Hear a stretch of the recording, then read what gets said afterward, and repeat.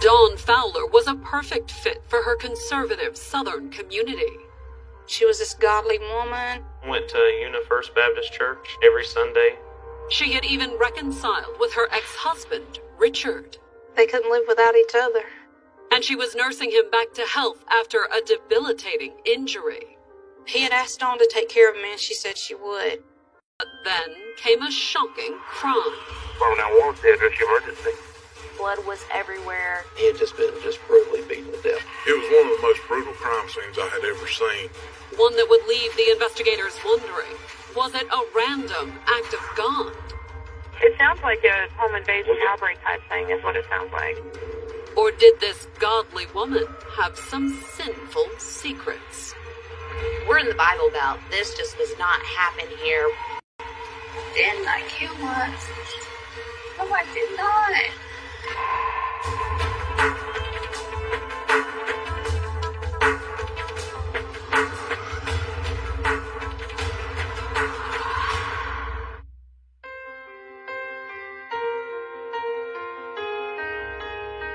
Spartanburg, South Carolina, December 13th, 2006. It was around 8 a.m. in this town of 40,000, 3 hours northwest of Charleston, in the area known as the South Carolina Piedmont. It's considered the upstate of South Carolina. It's a beautiful place. It's a southern place. Everybody here is respectful. It's yes ma'am, no ma'am, yes sir, no sir. It was a good place to raise a family. I mean, not much goes on there. But that morning, something was going on in the suburbs north of town. From now on, the address emergency. I just came out to school and came home. Comfort door was wide open. The screen door was open. The caller was 37-year-old Dawn Fowler. She had not went inside the residence and felt that something was strange and odd due to the fact that the door was left open. Basically called in thinking a burglary had occurred. The 911 operator immediately dispatched sheriff's deputies to the scene. Home invasion robbery type thing is what it sounds like. The deputies arrived on the scene prepared to search for a burglar. Officers got there and cleared the house. But there was no sign of a burglar. And inside the house, as the deputies moved from room to room, they found nothing amiss. Until they arrived at the bedroom, where 34-year-old Richard Fowler was sprawled in his bed. Severe injury to the head, I can't tell you what right now. It was everywhere. The walls, up on the ceiling, on the ceiling fan. It got quite strange. And that scene was clearly not a burglary. Sheriff's deputies suddenly had a murder on their hands. He had just been brutally beaten to death. It was one of the most brutal crime scenes I had ever seen. But was Richard's death really a brutal home invasion? Or did the bloody scene mask a scandalous secret that would land Dawn in the middle of a murder investigation? Born in 1969, Dawn spent her early years in North Carolina. But when she was 9, Dawn and her family moved just over the state line to the tiny town of Chesney, South Carolina, where she was active in the church and sang in the children's choir. Dawn grew up in Chesney, and then as a teenager, they moved down to Spartanburg.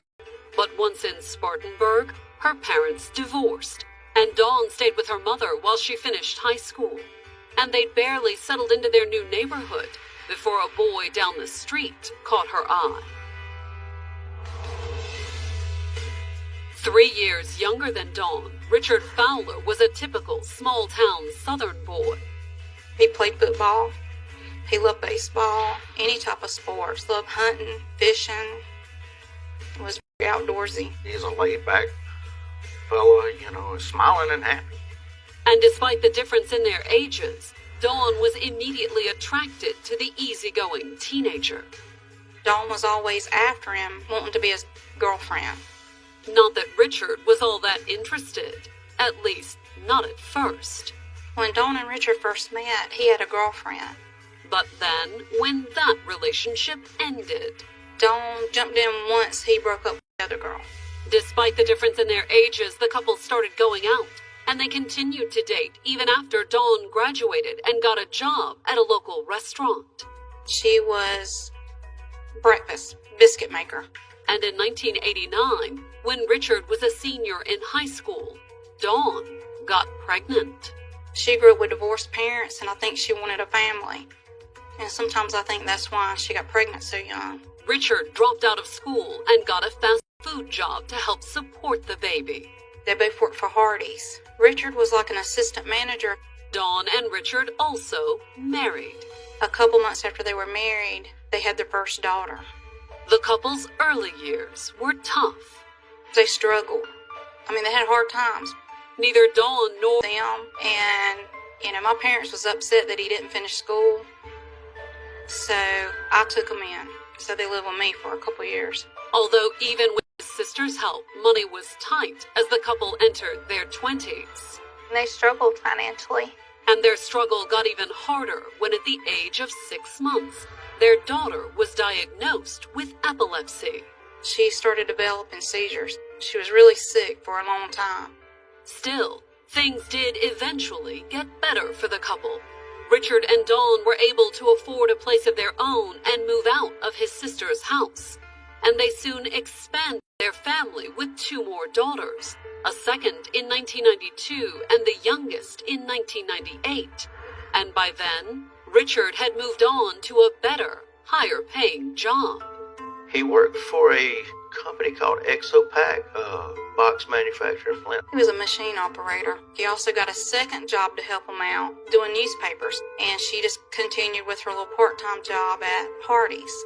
However, raising 3 kids and juggling multiple jobs in order to get by put considerable strain on the couple's nearly 10-year marriage.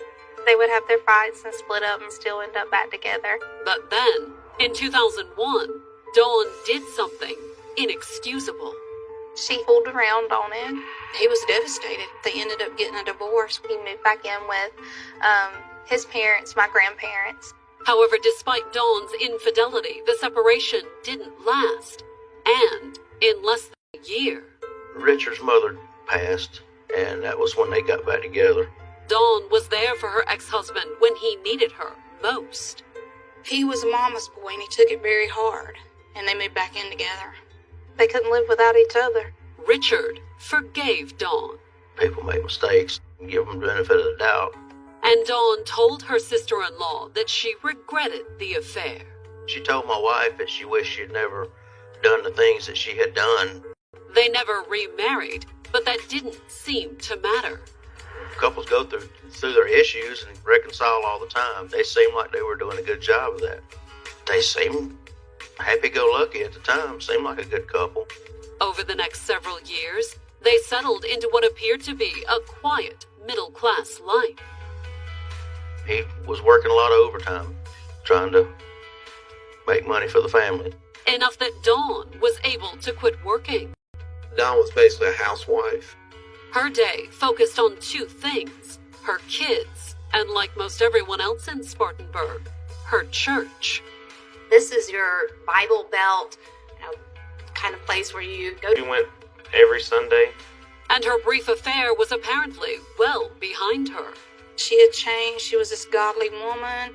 However, just as Dawn and Richard appeared to have put hard times behind them, their relationship would be put to the test once again. The trouble started when Richard was injured at work. Was his back, lower back. He had a bunch of pinched nerves in his spine. It made a big difference in him physically, as far as what he was able to do. It limited his mobility to walk. And it left him unable to work. He went on his short-term disability while he was trying to get his regular disability started. He would need it too, thanks to the accident. Left him with a deteriorating spine. And his condition rapidly got worse. He kind of went from a cane to a walker. Pretty immobile without some type of assistance. After the accident, the church rallied to support Dawn and Richard. They bought clothing and things like that for the family. Bought him Christmas presents one Christmas. And through it all, Dawn stood by him. He had asked Dawn to take care of him, and she said she would. But she wouldn't take care of him for long, because in December of 2006, even as Dawn and Richard struggled to deal with his disability, tragedy would strike again. Coming up, the crime scene raises red flags. It didn't look like a typical home invasion. And Dawn makes a shocking admission. At me.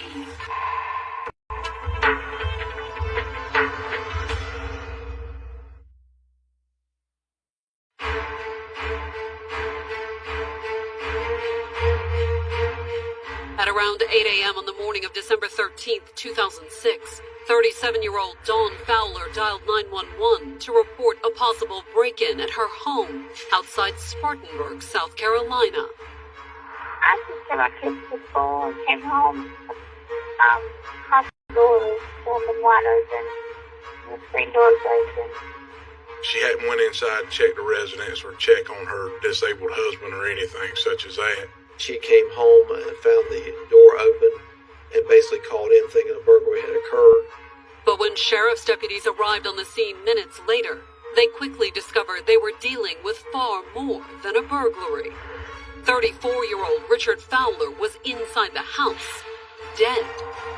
He was in his bed, covered in blood. It appeared that he was brutally beaten. He had a massive amount of trauma to the head. He had also been stabbed. 4-year-old factory worker had died. The motive behind the brutal murder was far from clear. But it came in as a possible home invasion. That's what it was called in as. But once investigators arrived on the scene, they started having doubts. From the get-go. It didn't look like a typical home invasion. There appears to be no forced entry. Nothing was taken. Typically, when you go to a home invasion, you've got a house that's ransacked. You've got a house that's gone through. You've got items of value that are missing. But not in this case. It appeared that once inside the house, the killer had gone straight for Richard. Nothing else was disturbed in the house except for the bedroom. Not even the presents under the Fowlers' Christmas tree. There wasn't any electronics that were stolen. No jewelry or valuables seemed to be missing. Essentially, all the alleged intruder had done was enter the house and savagely beat Richard to death. He had sustained a lot of injury, which led to one of the most gruesome crime scenes I'd ever been on. That entire room was just a horrendous, bloody crime scene. Blood was everywhere. It was a very gruesome scene. No forced entry, nothing of value taken, and the vicious attack on Richard led the investigators to conclude that it was a targeted killing. Random killings are very rare. Which left the investigators wondering who would want Richard dead. The first people you look at are the folks that are closest, who they're with every day, who they trusted. But while no one was closer to Richard than Dawn, it didn't appear that she could have been his killer. There was nothing present on her clothing or her body that would indicate that she was present at the time of the altercation. Still, it was far too early to rule her out entirely. They wanted to know what her relationship was now with her ex-husband. It's rare that an ex-spouse lived in the same home, and so they wanted to know what all that was about. And even as the investigators drove Dawn down to the station to take a formal statement, word of Richard's murder slowly started to spread. Dawn's mother had called and asked me if I could come to the police department. And that's all she said to me. Not really a lot of detail on it, just something's wrong with Richard, and he's in the house. And then once I got to the police department, I was met by Dawn's mother telling me that there had been a break-in and Richard had been murdered. And that was pretty much what Dawn was telling the investigators, too. When she first sat down, 911 dispatcher.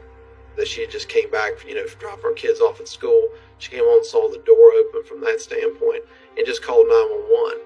And when the investigators requested that she take a polygraph, Dawn didn't appear to have any reservations. I'm gonna put the blood pressure cuff on. Is your roommate like that? In fact, she may have been a little too relaxed about the whole thing. She was laughing and joking. You would just turn your left hand over for me, please.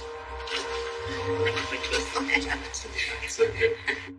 Just didn't seem like an individual that had just home had been burglarized and lost her husband. However, when the investigators hinted that the burglary appeared suspect, Dawn suggested that Richard's death might have been an assisted suicide. He got to a point where he wanted to kill himself. Is what he told me. Could he actually have done such a thing? Dawn certainly didn't rule it out. After all, Richard had been in considerable pain since the accident that left him disabled. He hurt a lot and he was just getting worse and worse. And Dawn said that as his pain grew worse, Richard had brooded on the idea of ending his suffering. 2 weeks ago, he said he wanted to be with his mother on Christmas, and she's dead, and that he could pay somebody to take care of her for him. However, Dawn said that if he had paid someone, she had nothing to do with it. Did you do anything to Richard to cause his death? And according to Dawn, all she knew about Richard's murder was what the investigators had told her. Do you know for sure how Richard's death was caused? That's what Dawn said. But would the results of the polygraph back her up? Looking at all the data I looked at,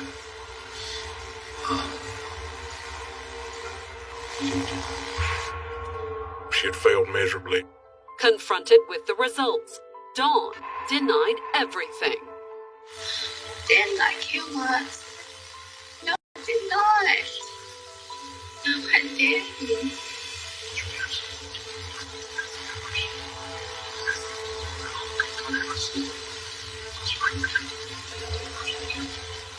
No, I don't know who did it. I don't know who did it.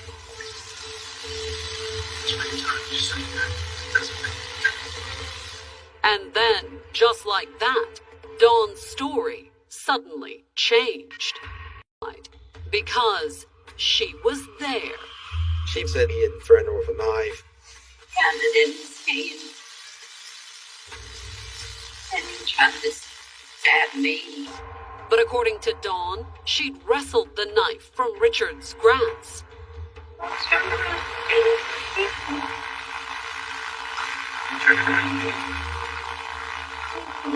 Had Dawn killed Richard in self-defense?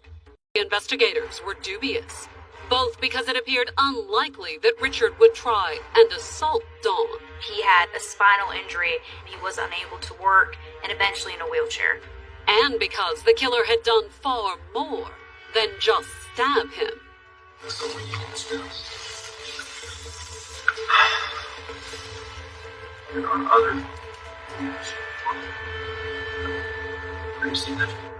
There was a massive amount of trauma that took significant force to inflict. Her story just didn't add up from that standpoint.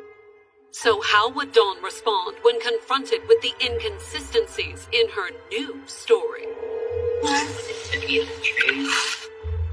Dawn's story changed several times. And this time, according to Dawn, Richard's death wasn't the result of a burglary, a suicide, or self-defense. It was a hit. I had a friend that had somebody do it. Coming up, what will shock Dawn's Bible Belt community more? The identity of her friend. He was a youth pastor at the church. Or her alleged motive for wanting Richard dead. I think it all comes down to money and greed.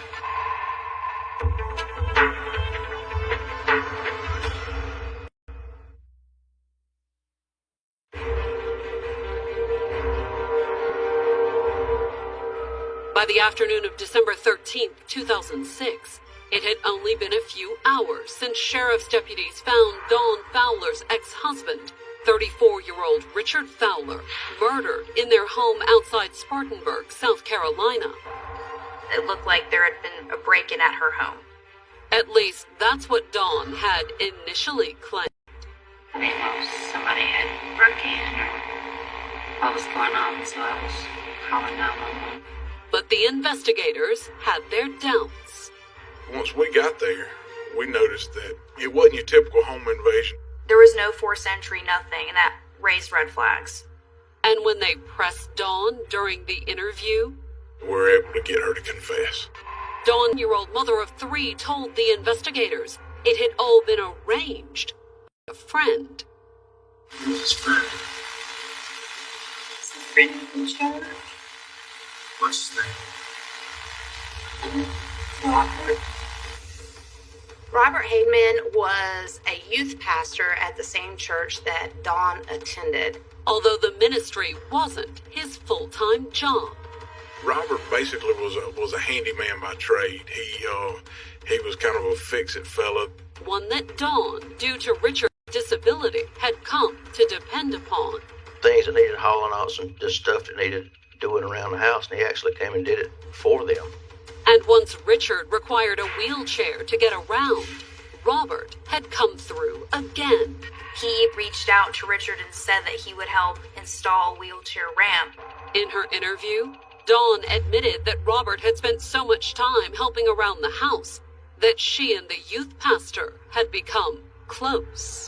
And they struck up a friendship and started talking. And according to Dawn, she'd eventually told Robert a huge secret about her life with Richard. Something she'd never told anyone. He was abusive to the kids. She also claimed that Richard had abused her. That her story about him pulling a knife on her was essentially true. He has pulled a knife on me several times. She also accused Richard of verbal abuse. She said that basically that he had been cruel to her or been mean to her. Calling me stupid and telling me I was crazy and stuff like that. Dawn said that it wasn't long before Robert was well aware of the way Richard treated her and the kids, too. He heard him on the phone hollering at the kids, and he's been around them, talking to them, telling them they're stupid. And he said that nobody should have to live like that. And she said that Robert had promised to do something about it. I was just talking to him, and he said he would take care of it. Not that according to Dawn, he'd said exactly how he planned on taking care of it. I didn't know they would kill him. I just didn't want him to hurt me, kids, you know. Not that the investigators necessarily believed her. It looks like you're trying to evade responsibility for your actions. You know, I'm not thinking for something. I couldn't do it. Promise. The investigators still had one more question. Why would Robert do this for you? You having an affair with Robert? The answer was no, according to Dawn. We're just friends. Whether that was true or not, what Dawn had admitted to was more than enough for the investigators. Dawn was arrested the day of the murder. Naturally, once the investigators had Dawn in custody, the next thing they wanted to do was talk to Robert Heidman. And as it turned out, they wouldn't have to go far to find him. Heidman was standing outside of the sheriff's office with us. He'd come down to the sheriff's office with the Fowler's minister. Mr. Hyman came to the sheriff's department to check on Dawn, see how she was doing. At least that's what he'd told Richard's family.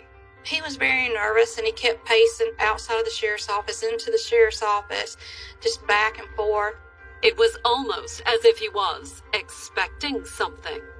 Myself and another investigator went downstairs and requested to speak with him, brought him upstairs, and began to interview him.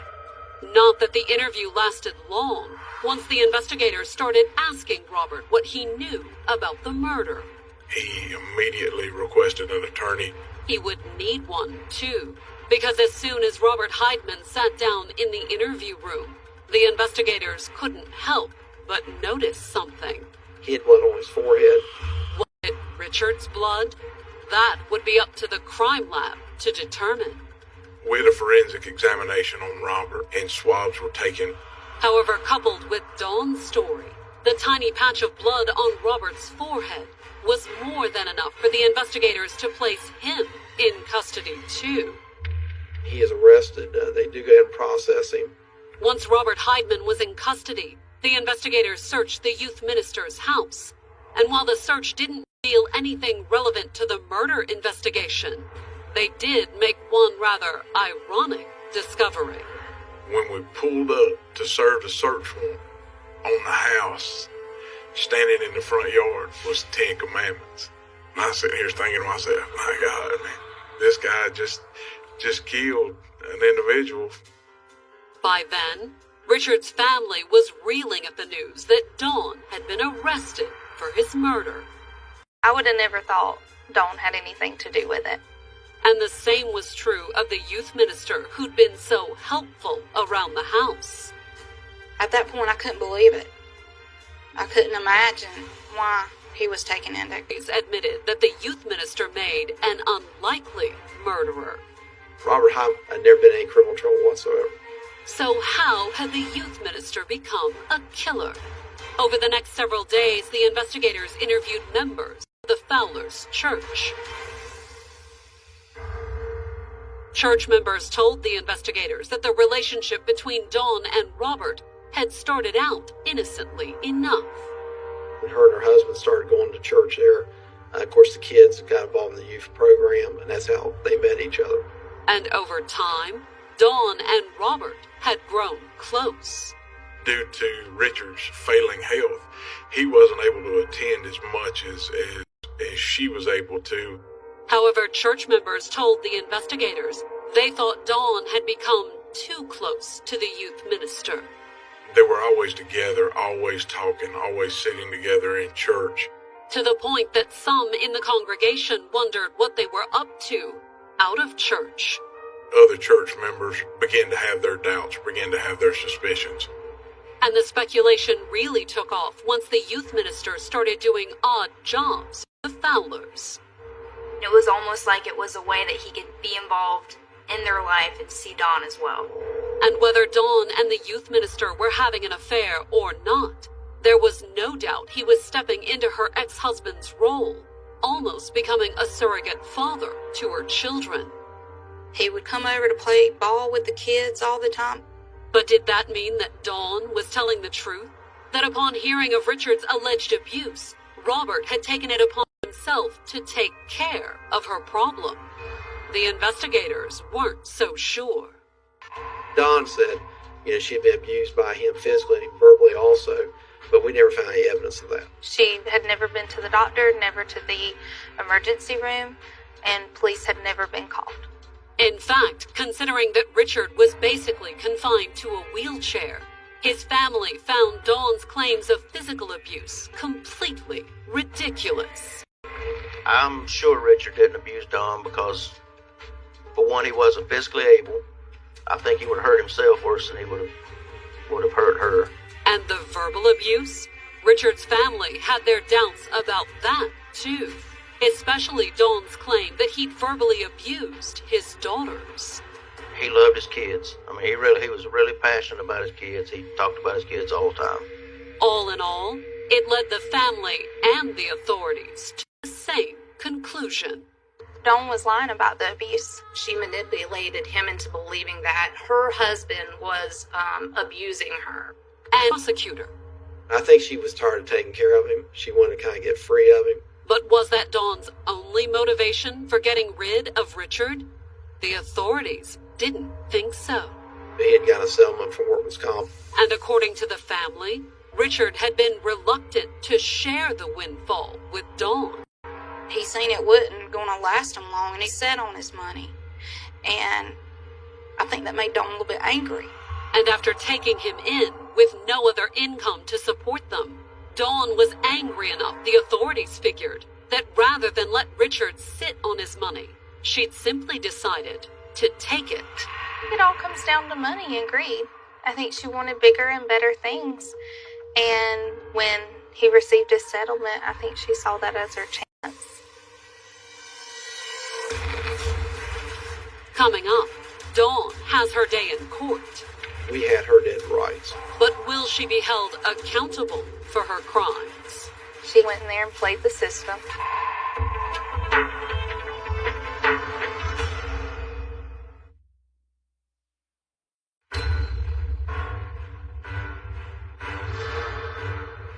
All eyes were on Dawn Fowler when she walked into the Spartanburg County, South Carolina General Sessions Court on September 24th, 2008.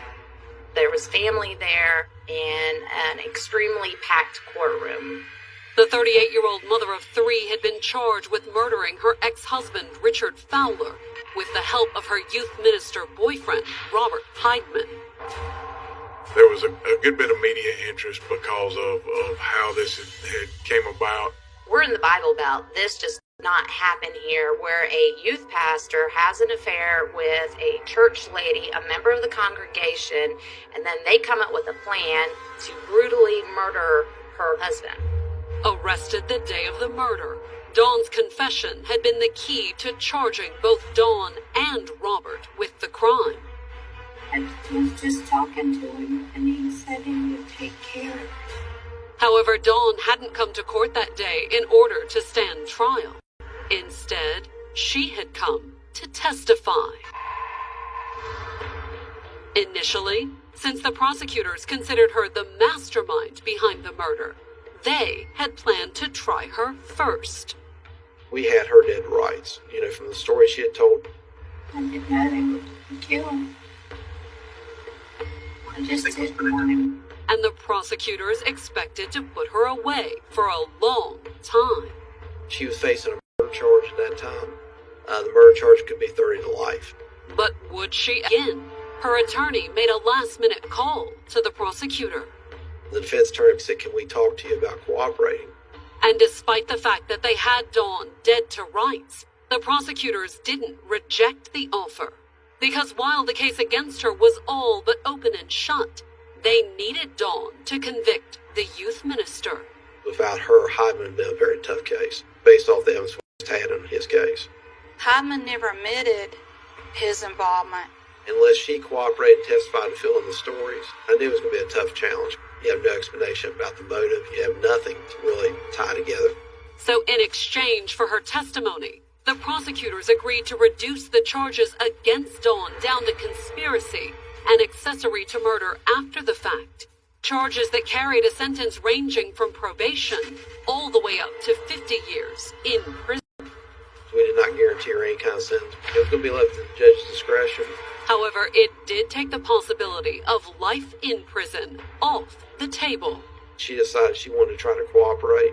Dawn took the deal, and on September 23rd, immediately before Robert Heidman's trial began, she pleaded guilty to conspiracy and accessory after the fact, with her sentencing deferred until after she testified. We were using her as our main witness. Richard Fowler's family was disgusted by the deal. She went in there and played the system. And that's basically what the family figured she was doing when she walked into court as the prosecution's star witness. Dawn would claim anything if it's to her benefit. She'll go through any means to get what she wants or what she needs. Although, when Dawn took the stand, she hesitated, falling back on her original story. She just talked about how they became friends and that she told him she had a problem, and he said, "Well, I'll take care of your problem." She just blamed it all on Hyman. But as the prosecutor reminded her, that wasn't part of the deal. I said the problem we got is, obviously, you set up a murder in this case, and you need to obviously confess your part of it. They had to coax her a little bit. So with her plea deal on the line, Dawn finally admitted how she'd convinced Robert Heidman to kill her ex-husband. Dawn told Robert that she was sick of him, that he had treated her poorly, that there was some abuse going on. She would play the pity card. A lot of men will sympathize for a woman for that reason. I think she manipulated him into believing that they were being abused. And if that weren't enough, she also coming in. She said that that would be available upon Richard's death. Not that the youth minister appeared all that interested in the money. I think he really loved her and he believed everything that she was saying to him. And I think he thought that if he murdered my uncle, that he was helping her, that he was protecting her in some way. She made Robert Heidman feel like he was doing the world a good deed. Then, once she detailed how she talked Robert Heidman into taking care of her problem, Dawn testified about how the final plans were laid. The night before the incident was the Spartanburg Christmas parade. That's when this plan had developed. Dawn testified that while their neighbors had watched the Christmas parade, she and the youth minister had huddled together and made their final plans. We found witnesses that they were speaking off to the side and everything such as that. According to Dawn, the plan was that she'd leave the door unlocked the next morning when she took the kids to school.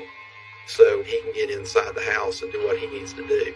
Which, according to Dawn, was bludgeon her disabled ex-husband to death as he slept.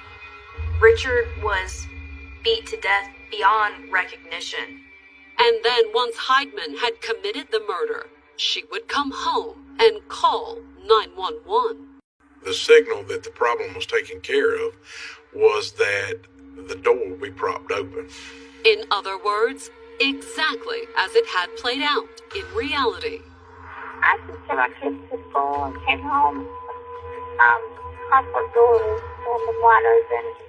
The screen door was open. The 911 call wasn't the only thing that corroborated Dawn's account, either. The prosecutors also had Dawn and Robert's phone record. Authorities were able to establish between Dawn and Robert that there were several calls made between 4 and 7 in the morning. But most of all, the prosecutors had some powerful evidence that put the youth minister at the murder scene. The DNA test on the blood from Mr. Hyman's forehead came back to the victim, in this case, Richard Fowler. Between Dawn's testimony, the phone records, and the blood evidence, the case against the youth minister looked solid. I felt pretty good about it because obviously everything corroborated her story. So naturally, when it was the defense's turn, they focused on discrediting Dawn's story. The two things they really attacked was obviously that she'd been offered, a plea offer with her testimony was one of the things. And the second thing was basically that she wasn't telling the truth. That, the abuse wasn't true. They also paint... She had tried to get other people to do it. And the defense even put one of those people on the stand. She was actually trading pills with him and everything, was trying to get him to do the murder for her. In fact, pills weren't all Dawn had been trading with the man. Was a guy she was having an affair with. I was not shocked that she was having an affair. She had been unfaithful before, which led to the divorce. On the stand, Dawn's lover testified that he'd backed out of committing the murder. But did that mean Robert Heidman had stepped in? To answer that question, the defense called the youth minister to the stand. He says he received a phone call saying, I need your help, come over here right now. He comes over and he says Dawn is actually beating Richard to death in the bed. And according to Robert, that not only explained how Dawn's ex-husband died, it also explained how he'd ended up with the dead man's blood on his forehead. He basically said, I'm guilty of murder after the fact, helping her cover up the murder. Coming up, the jury decides Robert Heidman's fate. He will never get out of prison. But what will Dawn's sentence be? I believe Dawn is just as guilty as Robert.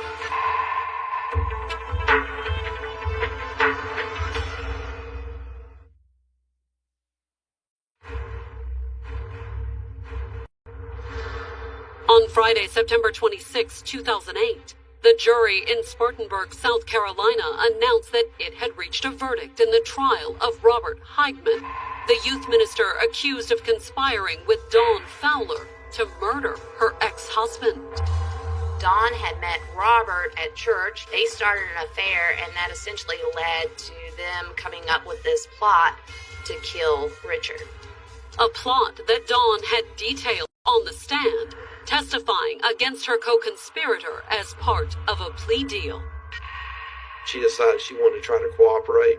Robert Heidman had also testified in his defense. Dawn said that Robert killed Richard, and then Robert said Dawn killed Richard. It was a he said, she said situation. Which one would the jury believe? Either way, it hadn't taken long to reach the decision. They were out for, I think, a couple hours. And when the verdict was read, it was guilty of murder. Immediately after the guilty verdict, the judge sentenced Heidman to life in prison without parole. He will never get out of prison. But while neither the authorities nor the victims felt that Dawn was ultimately to blame for Richard's murder. She's the reason why this occurred. Mr. Hyman was the weapon. Robert was an individual that basically got took. Robert was a pawn in the play. I can truly say in my heart, even though he committed this crime, I have no hatred toward him. I truly believe that he's sorry for what he did, and that he wished he had never gotten involved with her. And on October 29, 2008, it was finally Dawn's turn for sentencing. The judge ultimately sentenced her to 13 years in jail. I don't think it's fair what she got. I thought she was going away for life. I never thought she would be able to get out of that. And the fact that Robert was serving life made Dawn's sentence an even bigger injustice in the eyes of friends and family. I believe Dawn is just as guilty as Robert. She left the door open. She made the plan. And whether she pled guilty to it or not, in the mind of Richard's sister, that can only mean one thing. She's a murderer.